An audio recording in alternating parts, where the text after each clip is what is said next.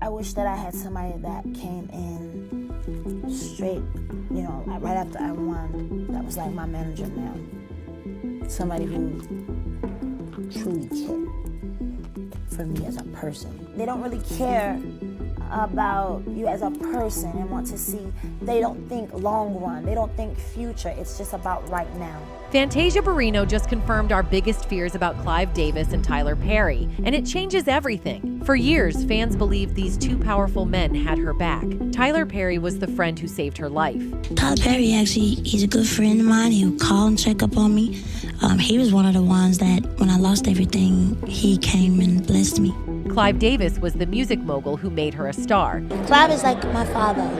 You know, it all started with him. But behind the scenes, the truth was far more complicated, and Fantasia's own words are finally revealing what we should have seen all along. She nearly died under their system. She rebuilt herself without them. And now with lawsuits, federal investigations, and disturbing patterns emerging from both camps, her survival is no longer just a comeback story, it's a warning. And this time, we're listening. Fantasia Barrino has always credited Tyler Perry as one of the few people who stood by her when the rest of the world turned away. He didn't just call her, he showed up. This woman is amazing.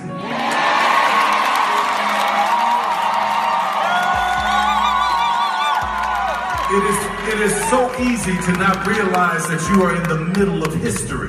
In public, their bond looked unshakable. At her lowest moment, losing her home, her marriage, and nearly her life, it was Tyler Perry who reached out. She's told this story before, over and over, and for a long time, no one questioned it. Because why would they?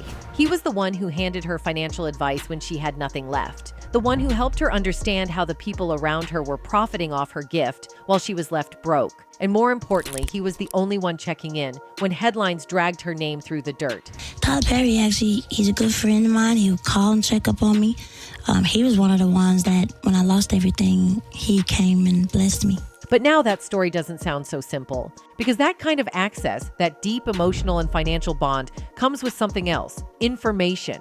And that's what makes this connection feel complicated. Tyler Perry isn't just some celebrity mentor who dropped words of encouragement from afar. He was in her life, in her business, offering support, yes, but also operating as someone with influence, power, and inside control. Their connection wasn't one-off, it wasn't shallow, it was tight. But when someone gets that close enough to see your fears, your finances, your failures, they also become close enough to hide behind that trust. And now, with disturbing new allegations surfacing, people are starting to wonder what Tyler Perry was really doing behind the scenes. On June 14, 2025, actor Derek Dixon filed a bombshell lawsuit in Los Angeles Superior Court, accusing Tyler Perry of multiple acts of SA. The suit demands $260 million in damages and outlines a disturbing pattern of alleged abuse that spans from 2019 to 2021, with fallout continuing into 2025-2024. According to the lawsuit, Perry and Dixon first met at an event in 2019. At the time, Dixon was relatively unknown, a newcomer with no major acting credits. Court documents state that Perry approached Dixon directly, asking for his phone number and saying he wanted to help him get an acting opportunity. Mr. Perry handpicked Mr. Dixon from a crowd, the complaint says, and asked for his number, saying he saw potential. Soon after, Dixon says Perry cast him in a series called Ruthless. It was during or shortly after this project that the dynamic allegedly began to shift. The complaint describes Perry as initiating what would become a coercive, one-sided relationship masked as professional mentorship. Dixon claims that once Ruthless wrapped, Perry invited him to his personal residence in Atlanta. That evening, according to court filings, Dixon became intoxicated and asked if he could sleep in a guest room. What happened next was described in chilling terms. Mr. Perry followed Mr. Dixon into the guest room, the lawsuit reads, and began touching his thighs. Mr. Dixon rejected the advances, but the interest continued from Mr. Perry moving forward. Then he claims that while he was asleep, Perry climbed into bed with him and tried to initiate. Dixon says he tried to distance himself from Perry, but he was offered a role on Perry's show, The Oval. This was allegedly the first instance where Dixon says Perry crossed physical boundaries, and he believes it set the tone for future interactions. By the time Dixon was cast in The Oval, Perry's high-profile BET drama, things allegedly escalated. Dixon was given the role of Dale on the show. According to the lawsuit, Perry began sending suggestive text messages and making flirtatious phone calls. Dixon says the messages included inquiries about his preferences and fantasies. He described them as strange and untowardly, but admitted he didn't initially report them due to fear. "I was new to the industry," Dixon stated. "If I spoke up, I believe my career would be over." Court documents cite one particular reply where Dixon tried to set a boundary, allegedly texting, "I'm not the type." However, the suit says the behavior not only continued, it worsened. In March 2020, Perry allegedly choked Dixon during a private altercation. This is what he says that Perry told him. Dixon said that Perry told him, quote, that he liked being choked. That was after Dixon's character was choked by a cast member in a scene on The Oval. Perry also allegedly said, "Why do you twist your hips when you walk? How can I get a day of Dixon?" Later that year, another incident occurred on the set of The Oval, where Perry is accused of entering a trailer and Dixon's.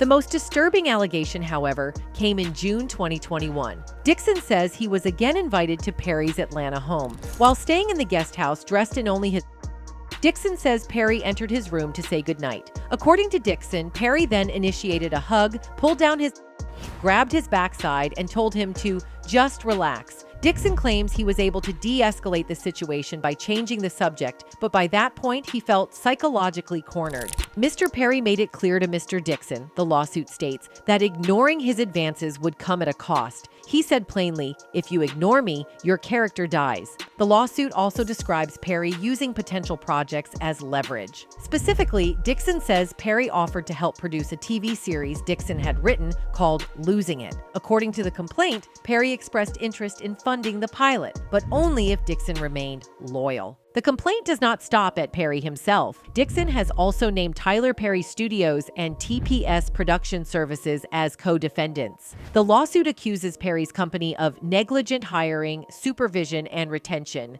although Perry is the only one accused of committing the physical and verbal abuse. In one of the most pointed lines of the complaint, Dixon compares Perry to other fallen figures in entertainment. Just like Harvey Weinstein, Bill Cosby, R. Kelly, Sean P. Diddy Combs, Kevin Spacey, Roger Ailes, and many others in the industry, the complaint reads, Mr. Perry's success has led him to believe that money and influence can get him whatever he wants. Tyler Perry's legal team has responded firmly. His attorney, Matthew Boyd, issued a public statement. This is an individual who got close to Tyler Perry for what now appears to be nothing more than setting up a scam. But Tyler will not be shaken down, and we are confident these fabricated claims of harassment will fail. In any case, now that Perry was hit with this lawsuit in 2025, alleging a years-long pattern of coercion, threats, and abuse of power, people didn't just ask, what did he do? They started wondering who already knew. And for someone like Fantasia, someone with that much personal proximity, that much private access, the silence suddenly sounds different, because silence isn't neutral when you're that close to the fire.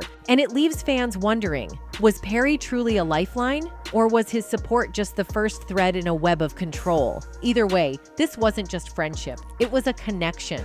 And now it's a big unanswered question hanging over both their careers. In 2010, Fantasia Barrino hit the kind of rock bottom that most people don't come back from. She'd gone from winning American Idol to living a nightmare, losing her home, spiraling in debt, and drowning in tabloids. I was tired of people doing me wrong, constantly, over and over and over again, dealing with my family, dealing with my father, dealing with men and their bull. I remember waking up in the hospital. It didn't work.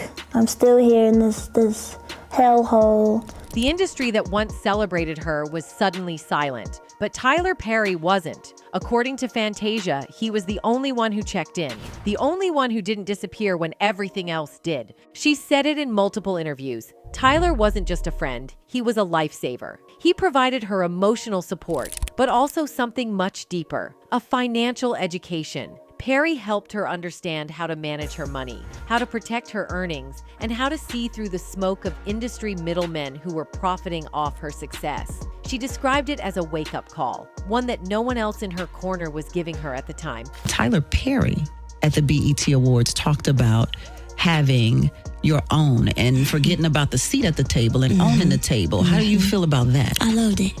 Love, love, love. Fantasia didn't just recover, she rebuilt. She went on to remarry, relaunch her music career independently, and find new meaning through self-love, even symbolically marrying herself in a commitment to healing before letting new love in. And throughout that transformation, one figure kept resurfacing: Tyler Perry. He invited her to perform during his Medea Farewell Play Tour, where she unexpectedly sang live in the audience. He featured her again in his Instagram musical challenge during the pandemic, alongside other major gospel and R&B stars. But this wasn't just professional collaboration. Their connection seemed to cross into something more intimate, built on vulnerability, mutual admiration, and a shared spiritual foundation. Both Perry and Fantasia have been open about using faith to survive their darkest moments. Both were public about being judged, misrepresented, and misunderstood. And both appeared to offer one another something few in the industry do: unconditional support. That's what makes the current silence so loud. Because when news broke that Tyler Perry was being sued for assault and harassment, with accusations of coercing young actors and using power as a weapon, many began looking at his inner circle. Who was close enough to know something? Who might have seen the signs? And who stayed silent? Fantasia hasn't issued a single public statement, not one word of support, not one word of distance. For a woman who has built a platform around honesty and survival, the silence is jarring. And for fans who remember how deeply Perry was involved in her life when she needed help, it raises one unavoidable question: what did she know back then? It's possible Fantasia didn't know anything, but it's also possible she knew too much and just couldn't say a word. You see, for years, Tyler Perry positioned himself as the embodiment of Black excellence, a self-made billionaire who built an empire from the ground up. His story was one of perseverance, spirituality, and service. He talked about sleeping in his car, about forgiving those who wronged him, about giving back to the very communities Hollywood often ignored. But behind that inspiring image was something else, something much harder to talk about: silence. In Black Hollywood, silence has often been mistaken for loyalty. Unspoken rules govern who can be questioned, who gets protected, and who must suffer in silence. And when it comes to powerful men with billion-dollar studios and deep church connections, the pressure to say nothing or look the other way is even greater. Tyler Perry's world isn't just about films and TV shows. It's about networks, pastors, celebrities, politicians, people who owe him favors, opportunities, or their entire second chances. He's the man who gave Oprah her first scripted television hit, the man who helped Beyoncé secure a private studio for visual production, the man who gifted Meghan Markle and Prince Harry a mansion when they left the royal family. These aren't just anecdotes, they're power markers. And power, in any industry, demands silence from those who benefit from it. That's what makes the Derek Dixon lawsuit so dangerous. Not just because of the allegations, but because of how many people may have already known and said nothing. Fantasia Barrino isn't the only one under the microscope. Actors who starred in The Oval, assistants who worked on set, close friends who vacationed with Perry, all now face an uncomfortable question. How much did you see? And if you saw something, why didn't you say anything? It's not easy to speak up in an industry where Black voices are already marginalized. Many fear they'll be labeled ungrateful, bitter, or messy for calling out someone with Perry's level of influence. Others may have signed NDAs. Some are tied to Perry through financial agreements, production deals, or long-term career plans. And then there's the spiritual pressure. Perry has long framed his work as a ministry, saying his films and shows are part of God's plan. He prays before meetings, casts gospel singers in his productions, and delivers sermons from the stage in between jokes. For many in his circle, criticizing him feels like blasphemy. I'm gonna tell you right now, when you hear the voice of God, you move. Don't worry about what nobody says to you. Don't worry about what it looks like. Don't worry about your enemy. Don't worry about your hater. He will bless you. But when someone in power uses that religious credibility to silence criticism or to shield himself from accountability, it stops being ministry and starts becoming manipulation. The truth is, Tyler Perry wasn't just protected by fame, he was protected by faith. The idea that a good man who prays, donates, and helps others could never be guilty of abuse is a dangerous myth. And it's a myth that many in Black Hollywood still refuse to challenge. The result? Victims suffer alone. Allegations get buried. and silence becomes a form of complicity. That's not just unethical, that's calculated. And if people like Fantasia, people who have been saved, supported, or elevated by Perry, feel trapped between telling the truth and protecting their own legacy, then the real question becomes, who else is being silenced right now? Because Tyler Perry built more than a studio. He built a system, one that rewards silence, punishes dissent, and hides behind faith while real people are being hurt. In any case, Fantasia Barrino hasn't said a word about the allegations against Tyler Perry, and for many, that silence is beginning to speak louder than any interview ever could. But before rushing to judgment, it's important to ask, what if she truly had no one else but Perry on her side? You see, as Fantasia was going through the rough patch in her career, Clive Davis, the industry titan who signed her, chose to ignore her. In fact, when asked about how he prepares young artists for fame, Clive gave an answer that now feels cold. I don't get involved in their personal lives. That silence, it cost lives. Fantasia later said she didn't have a team that cared about her, only what she could earn. I wish someone had told me, don't buy that car, check your accountant, watch your money, she said. Everybody had their own self-interest. She was a teenager thrown into an adult industry. And at the top of that system, mentoring Clive Davis, was Diddy, a man now accused in federal court of intimidation and worse. For context, former Danity Kane singer Dawn Richard delivered a chilling testimony alleging that Sean Diddy Combs once issued a disturbing warning about the consequences of disobedience. Richard, who rose to fame under Combs' Bad Boy Records imprint during the early 2000s, recalled being told by the music mogul that people could go missing for going against his wishes or failing to follow his orders. On Friday, May 16th, Richard testified that she interpreted the comment as a threat of deadly consequences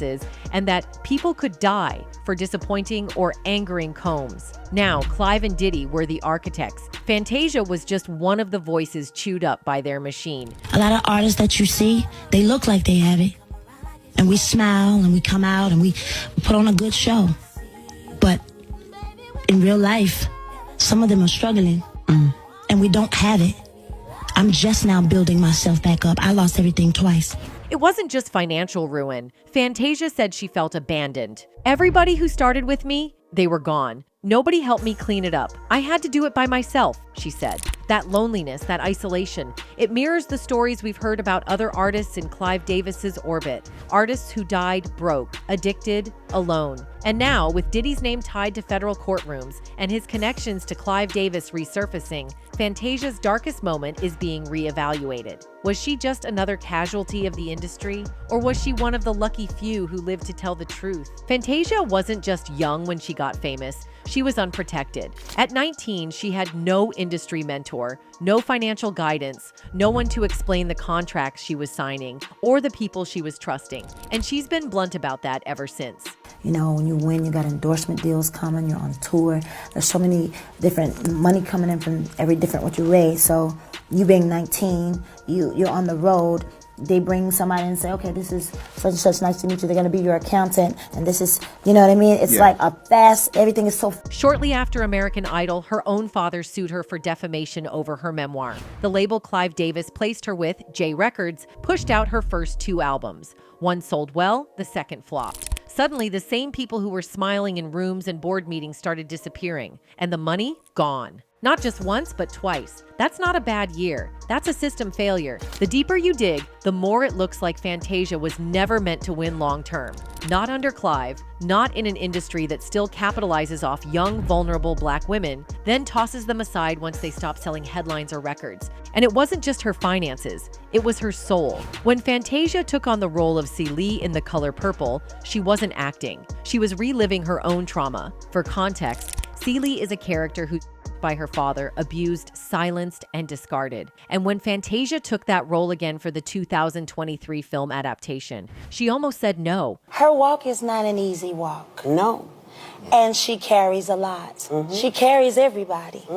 And at the time when I was doing Broadway, I was carrying everybody. And my life was so much like Celie. That wasn't an exaggeration. When she played Celie in 2007 on Broadway, she said she carried the pain home every night. Nobody taught her how to come out of character, except for Taraji P. Henson. She wasn't just carrying a role, she was carrying years of unresolved trauma, industry manipulation, and personal loss. And the more you look at it, the more it mirrors what happened to Whitney Houston. Both women had gospel roots. Both were pushed into superstardom young. Both were linked to Clive Davis. Both spiraled under pressure. One didn't survive. On August 9th, 2010, Fantasia Barrino made headlines, but not for her music. This time, it was for something far more tragic. News outlets reported an overdose, but none of them could capture the quiet storm that had been brewing inside her for years. There were no cameras, no press releases, no handlers, just a woman sitting alone in her closet, holding a bottle of sleeping pills and a bottle of Bayer, staring blankly at her own reflection. "I didn't care if I woke up," she later admitted. "I just wanted to go to sleep, and if I didn't wake up, I was okay with that." Her pain hadn't started that day. It had been building silently while she smiled for cameras and performed on stage. 3 days before her attempt, she had isolated herself in a guest room. She stopped eating, she stopped speaking, she shut down, and no one seemed to notice. Not her family, not her management, not the same people who stood beside her at awards shows and cashed in on her talent. At the time, she was being dragged through the mud by tabloids for allegedly having an affair with a married man. Paparazzi camped outside her home. Online commentary was ruthless. But that scandal was just a spark, one that ignited an emotional fire that had been burning for far too long. Behind closed doors, Fantasia was preparing to leave everything behind.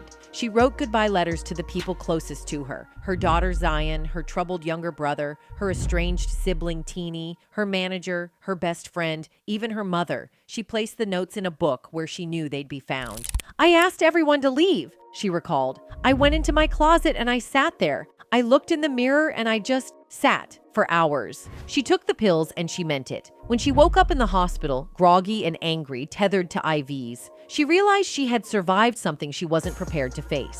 The media found out almost instantly. TMZ, CNN, local stations, but most outlets missed the bigger story. They didn't talk about the pattern. They didn't talk about how common this was for artists crushed by the weight of a system that only knows how to profit, not how to protect. Just like Whitney, just like Michael, just like so many others, there was always a plan in place to fix the image, never to fix the person. Fantasia was discharged on the condition that she enter outpatient therapy, and for the first time in a long while, she stopped pretending. In one group session, she said, "I was in a room with CEOs and lawyers, and I realized they broke too. I wasn't the only one, but the machine didn't slow down." Days later, she was back in front of the camera. Her album was about to drop. The label was counting on her. The tour was scheduled. They told her to rest, but resting meant losing momentum, and momentum was money. There was no protection, no safety net, just pressure to push through the pain for the sake of the brand. In any case, it's not a coincidence that Fantasia's lowest moment came under a system designed by Clive Davis